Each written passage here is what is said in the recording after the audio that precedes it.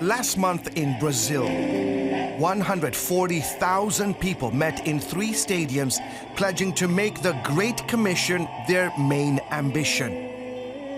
3 million more watched online, promising to spread the gospel of Jesus Christ to every nation. And we declare today, E nós declaramos hoje, now is the time for harvest. agora é a hora da colheita. Now is the season for revival. Essa é a temporada do avivamento. And every nation on earth will be Half a world away, Chinese Christians under intense persecution hold 24-hour-a-day secret prayer meetings, crying out for the nations. 主啊，中国的信徒不断的聚集。主啊，我们要做什么呢？我们要做什么呢？我们要建大房子吗？我们要聚集更多的人吗？主啊！ A similar scene plays out 7,000 miles away in North Africa. God has put in our heart to be able to send 1,000 missionaries by the year 2025. And I really believe maybe one day America will end up with some Muslims, converts, missionaries coming to reach out to the Muslims there. It's a far cry from those early days when Western missionary legends like William Carey, Hudson Taylor, and David Livingstone labored decades before seeing the fruits of their labor. Today, missionaries answer that same call. This new generation, however, comes from, among other places, the remote parts of Mongolia, desert sands of the Middle East and Southeast Asia. And so before, where you would think of a missionary in the 1900s as pale, white, British folks dressed in somewhat Victorian clothes, that is over now. We have missionaries now that look like everyone.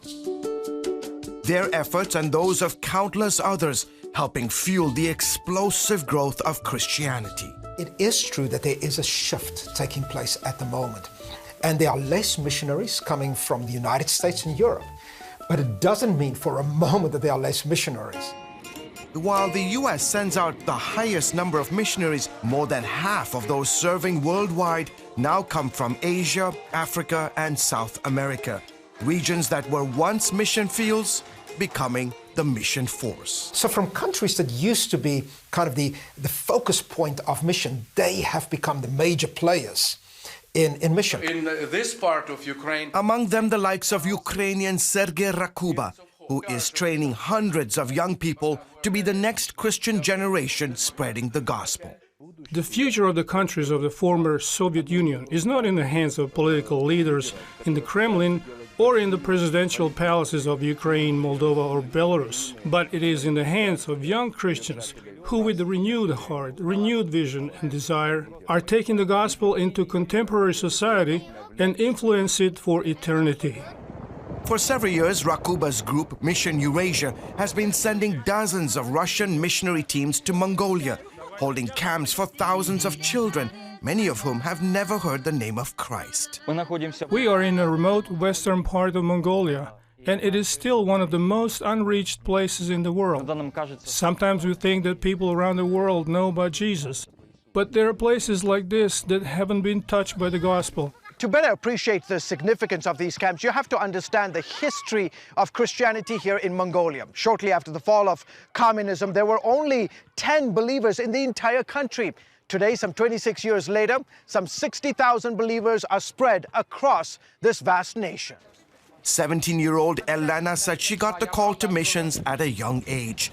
This is her 3rd visit to Mongolia.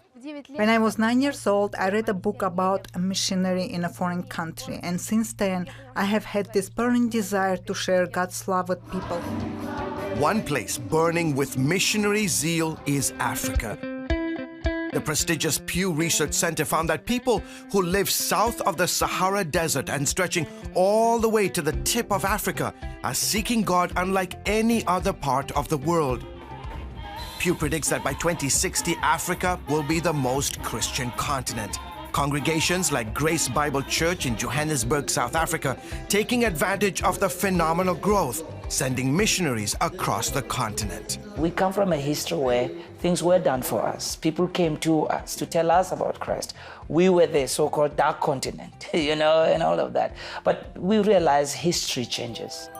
Scores of missionaries now bringing the gospel back to re-evangelize a secular and often irreligious West. You're just getting a much more diverse missionary movement now, where people are basically going from everywhere to everywhere. And you're even getting missionaries from Africa and Latin America who are going to Europe, who are going to North America. So the courage of the African and the Asians of coming into the West should, number one, put us to shame, and then should motivate us that we, the ones who have taken the gospel to the East, now should be not all welcoming, but embracing them. Dr. Becker says the modern missions movement is thriving as countless from around the world take up the mantle of obeying Jesus' command to make disciples of all nations. And in some ways, we are back really at that early vision that we find in the book of Acts, where the Holy Spirit is poured forth on men and women from every tribe, every tongue, every nation, and they are sent forth to the ends of the earth to proclaim the gospel of Christ. George Thomas, CBN News.